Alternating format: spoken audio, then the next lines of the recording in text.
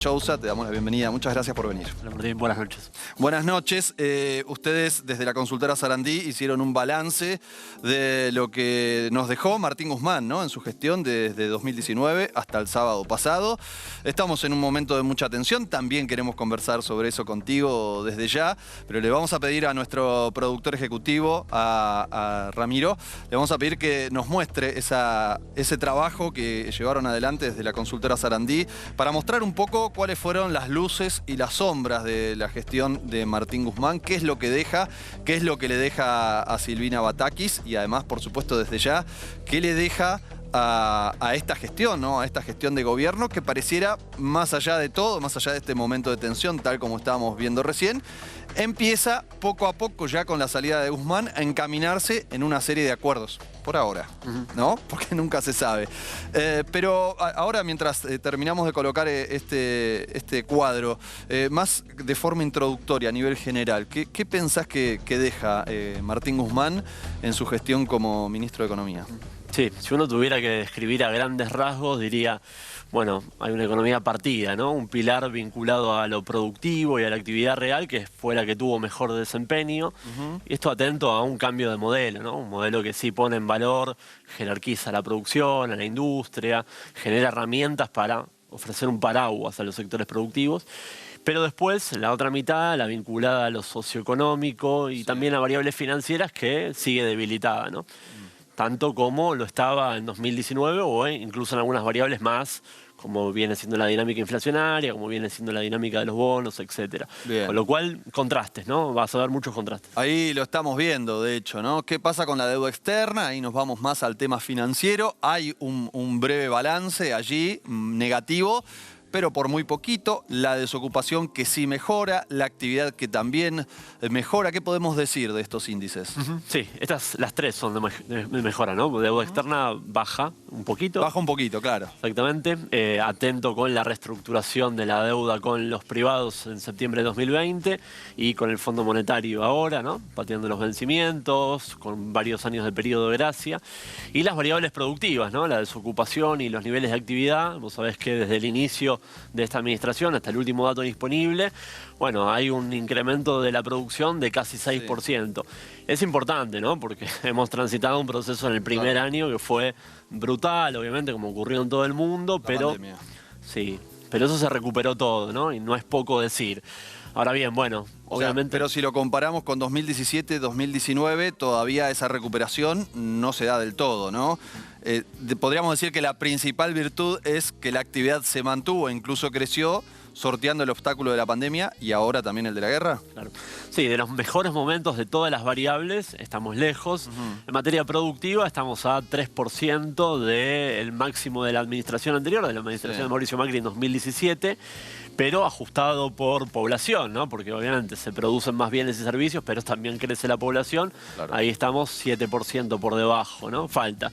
Seguramente si tenemos un 2023 con crecimiento y un 2024 con crecimiento, recién ahí toquemos nuevos máximos de PBI per cápita, ¿no? Pero necesitamos garantizar 2 años consecutivos más de crecimiento. Bueno, la variable más sensible desde ya, la que hace ganar o perder a los gobiernos en la República Argentina, la inflación, por ahora, evidentemente, no es un punto positivo para Martín Guzmán.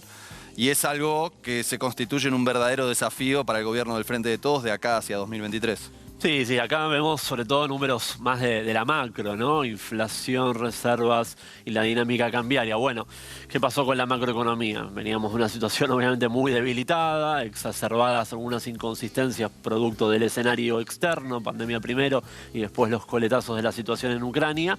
Y claro, bueno, eso tiene repercusiones sobre Argentina y sobre los demás países del mundo en materia inflacionaria. Acá hay un problema en el cual ya se ha superado un umbral de tolerancia, ¿no? A nivel social uno lo ve reflejado en cualquier encuesta de opinión sobre las preocupaciones de la ciudadanía. Total. La inflación en el tope total, ¿no? Soslayando al resto de las variables, inseguridad, riesgo de quedar desocupado, muy por debajo en relación a la inflación. Y bueno, este año vamos a cerrar seguramente por la zona del 75 a 80%, a pesar de que ahora en el último dato disponible estamos todavía un poco más abajo, 63%. ¿Aún con este salto de esta semana también decís que vamos a cerrar en un 75 o puede ser aún mayor? Sí, 75 hoy es el mejor escenario, ¿no? Podemos ir para... Siendo optimistas. Sí. Podemos ir tranquilamente para la zona del 80. Sabemos que menos de 70 es prácticamente imposible, a menos que haya obviamente un programa de estabilización que tire todos los cañones al combate inflacionario, resignando en el medio otras variables. Sergio, nos metemos con dos puntos que mencionó ayer la vicepresidenta en su discurso. Reservas, claro, es la discusión que viene planteando ya desde hace tiempo la vicepresidenta. Este es un festival de importaciones, dijo. Lo conversamos nosotros aquí. De hecho, allí incide directamente la importación en materia energética, dado también el aumento de precios a nivel internacional por la guerra. Y la brecha con el dólar, que ayer la abordó de una manera muy específica e incluso con un llamado a la unidad nacional sobre ese punto. ¿Qué decir sobre este balance que deja Guzmán en estas dos materias tan sensibles? Sí, bueno, también dos puntos, si se quiere, negativos. El de las reservas hay que hacerle más que doble clic, hay que hacer varios clics ahí para profundizar, porque tenés una dinámica vinculada a las importaciones de bienes, ese es uno de los pilares, pero también tenés factores explicativos vinculados a lo financiero de la explicación de esta caída de las reservas. ¿Por qué? Porque está todo interconectado, ¿no? Que existe una brecha tan elevada, bueno, genera incentivos para los privados a comprar dólares para atesorar, a tal vez exagerar la facturación de importaciones de servicios también. Entonces hay ahí muchas inconsistencias que generan este resultado. Además de que en el primer año de gobierno tuviste que intervenir mucho para apaciguar las cotizaciones paralelas de dólar y eso te costó reservas. Además de que el año pasado tuviste que hacer pagos netos al Fondo Monetario y eso te costó reservas. Es como dice la vicepresidenta, la restricción externa sumada a esta idiosincrasia que tenemos los argentinos, si se quiere, esta necesidad de ahorrar directamente en dólares, bueno, y algunos hechos que directamente nos lo impone la realidad, como la compra-venta de propiedades directamente en dólares. ¿Constituye un problema estructural que debe resolverlo todo el sistema político argentino? Sí, definitivamente influye el factor de esta restricción externa cuando te chocas con el paredón después de algunos periodos de crecimiento y ya no te alcanzan los dólares como para poder seguir sustentando ese proceso, pero yo creo que ahora también está exacerbado por una restricción financiera, ¿no? Que es que con este régimen cambiario, y lo veíamos recién con el indicador de brecha cambiaria, Martín Guzmán lo cerró cerquita del 90%, pero ahora ya volvió a superar el 100%. Y bueno, con ese contexto hay muchos incentivos a, obviamente, atesorar lo más posible en moneda extranjera, porque de alguna forma denota la expectativa de devaluación. Entonces, si yo pienso que puede pegar un salto del 100%, bueno, el dólar que veo lo atesoro. Sí, y aumentó precios, además, si tengo un comercio por las dudas, lo que nos estaban contando recién nuestras compañeras de Mendoza y de Córdoba. Sí, tiene un canal de conexión directo con la dinámica de precios. Fíjate los aumentos preventivos de estos días, conforme se gestó ese clima medio de incertidumbre, de inestabilidad en materia financiera. Bueno, la respuesta automática, sobre todo de algunos segmentos, ¿no? De empresas de porte, ¿no? Después propaga siempre en alguna pyme, pero primero empiezan las empresas más grandes. Bueno, se acopian algunos productos, ¿no? No se abastece del todo, y si se abastece se hace con un incremento de precios significativo. Yo esta semana, Sergio, consulté directamente en pequeños comercios, todos remarcaron.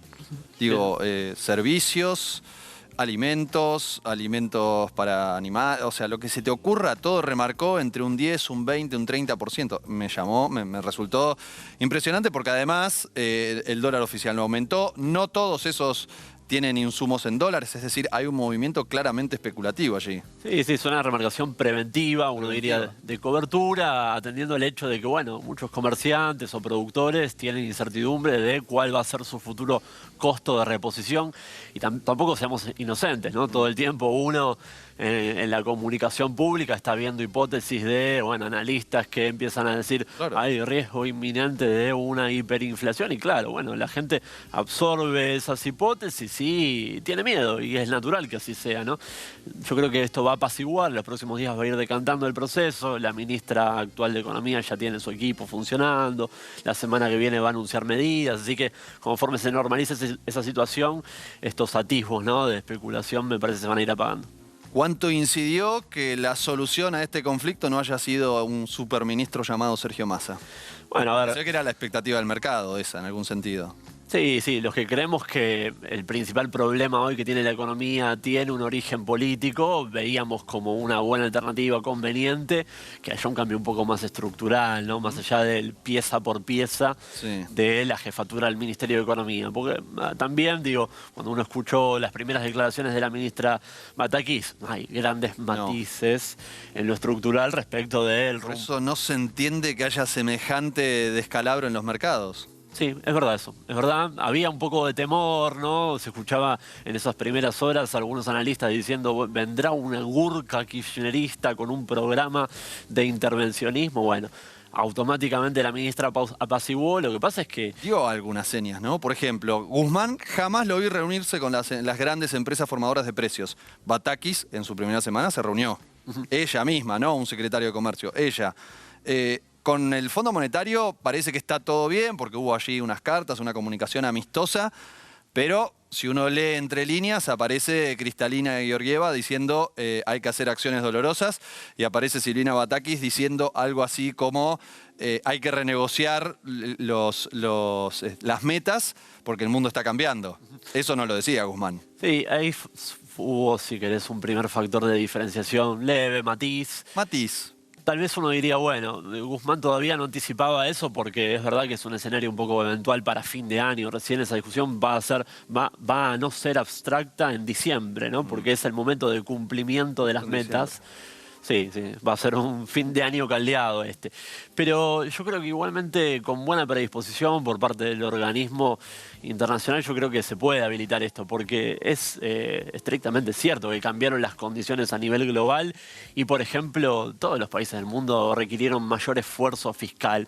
Si vos te pones, por ejemplo, un parámetro de que querés mantener el sendero de reducción del déficit, con lo cual se comprometió desde lo retórico la ministra, pero tal vez, bueno, empujándolo un par de meses o un año para adelante, te estás comprometiendo con un ejercicio de prudencia fiscal, pero atendiendo también a la cuestión interna. Hoy lo dijo la directora del Fondo Monetario Internacional, Kristalina Georgieva, advirtió que el mundo está en una situación totalmente distinta y que tal vez tenga que aceptar un crecimiento menor.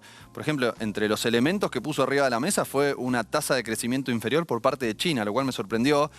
Entre la guerra, la situación de COVID y las medidas que toma China, evidentemente eso está afectando. Vamos a escuchar, si te parece, al presidente de la Nación. Habló sobre la renuncia de Martín Guzmán. Yo sé que Martín Guzmán se fue y él sabe lo que yo pienso de cómo lo hizo. Y con eso me alcanza. Y yo creo que hay también cuestiones de responsabilidad institucional que recomendaban que eso hubiera ocurrido de otro modo. Pero bueno, ahora la ministra se llama Silvina Batakis. Tenemos que hablar de ella. ¿Esto tiene que ver, en algún sentido, con lo que vimos en esta semana? ¿La forma en la cual se va Guzmán puso demasiado nervioso a los mercados financieros? Sí, sí, yo creo que se lo cuente acá el presidente, ha quedado, ¿no?, algún resquemor en los mercados, producto de que, bueno, materializa el hecho de que fue una salida no planificada, por un lado, y después producto del desgaste acumulativo, obviamente, ¿no?, de un año de internas, ¿no?, de tensiones cruzadas al interior del frente de gobierno, pero no fue muy decorosa como salida en sí, ¿no? No deja a la figura presidencial en una posición sólida, ¿no? Deja en una posición bastante debilitada, así que me parece que eso denota esta declaración con cierto grado de rencor, si se quiere, con la figura del exministro de Economía. Va a quedar en unos días en una anécdota, ¿no?, a nivel histórico. Lo importante es que la nueva ministra está en funciones, ya designó a su equipo y a poquito tiene que empezar a implementar medidas para hacer frente a estos números que veíamos que son muy delicados y se corren riesgos, ¿no? Si me preguntabas hace un año atrás por una situación de desborde en materia inflacionaria, yo te diría que era prácticamente nula la posibilidad, hoy te diría que es una posibilidad baja, no te digo que es prácticamente nula, Claro. así que hay que aplicar medidas ya mismo. Recién te decía la posibilidad de crecer menos, que dice la directora del Fondo Monetario Internacional. Me da la sensación de que la vicepresidenta también habla en el mismo sentido, como diciendo, bueno, hay que enfriar un poco. Si seguimos creciendo a este ritmo no podemos controlar la inflación. ¿Es una posibilidad que en vez de crecer un 5%, como dijo hoy el presidente de la Nación, el crecimiento sea de un 2, un 3%? Sí, Martín, ahí se da una situación paradójica, que es que si vos ves el ranqueo de países con las previsiones para este año, Argentina está casi en el tope de los países con mayor previsión de crecimiento y tampoco es la excusa estrictamente que caímos más en la pandemia, porque eso ya lo habíamos recuperado en el 2021. Bueno, digo, había condiciones macro para eso que se fueron apagando conforme se aceleró la inflación, ¿no? Ahora empezamos a ver los primeros indicadores del ARMA. El presidente en su momento había llegado a decir 6%, ahora de a poquito va recortando. Yo creo que no vamos a llegar tan bajo al 2%, pero me parece que el año va a cerrar más en la zona del 4%. Y tampoco es un pecado, ¿no? Porque la vicepresidenta misma objetó allá a lo lejos en diciembre de 2020 que el crecimiento podía ser desparejo, se lo podían apropiar 3 o 4 vivos, ¿no? Claro. Bueno, eso lo que de alguna forma dejaba implícito es que además del crecimiento tenemos que atender a los indicadores socioeconómicos, ¿no? Son las dos cosas, es que la torta se haga más grande, pero por otro lado que todos puedan agarrar una porción de esa torta. Y hoy lo que más acucia es eso. En cada crisis que tuvo el kirchnerismo en distintos momentos, en general lo que observamos es que salió con audacia y salió para adelante. 2008 estatizó las AFJP y lanzó la asignación universal por hijo. 2012 estatizó YPF. ¿Se espera que haya una medida de esa naturaleza? No sé si de parte del presidente, pero que la vicepresidenta sí esté empujando una medida que sea novedosa, en la cual hay que inventar, hay que tener audacia. Habla la vicepresidenta, insiste en un acuerdo nacional de todos los sectores, dice más allá de quién gane el año que viene, en relación a lo que ella llama la economía bimonetaria. Un desdoblamiento cambiario, ¿podría llegar a ser una medida que veamos dentro en el corto plazo? Bueno, una medida de ese estilo maridaría en dos grandes pilares de los problemas que tenés hoy a nivel macroeconómico. Uno vinculado al régimen cambiario y otro vinculado al problema inflacionario, ¿no? Buena parte de estas tensiones de precios que estamos teniendo son producto de la brecha, ¿no? Y este carácter bimonetario de la economía. Con lo cual, si vos pudieras normalizar algo el funcionamiento del mercado de cambios, es como que oxigenaría también bastante la dinámica de precios.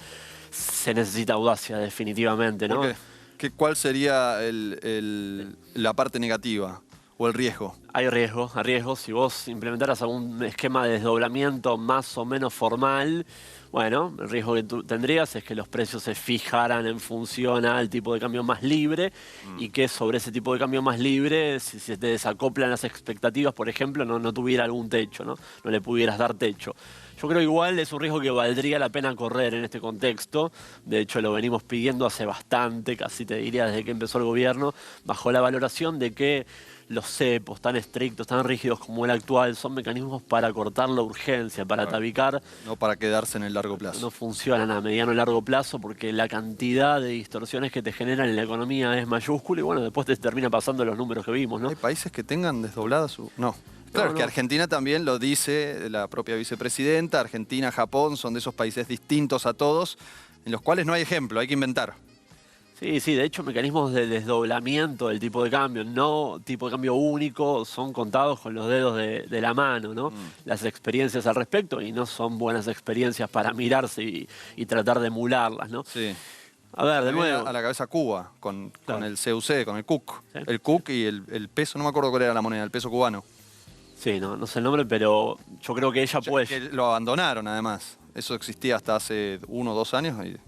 Pero Sí. es un ejemplo totalmente distinto a lo que conocemos en la Argentina, una intervención estatal que no existe aquí. Una economía de mercado, obviamente. Bueno, en Venezuela ahora lo que está pasando es una virtual dolarización, también que es un poco lo que les está dando cierta, si se quiere, oxigenación en materia de tener un ancla.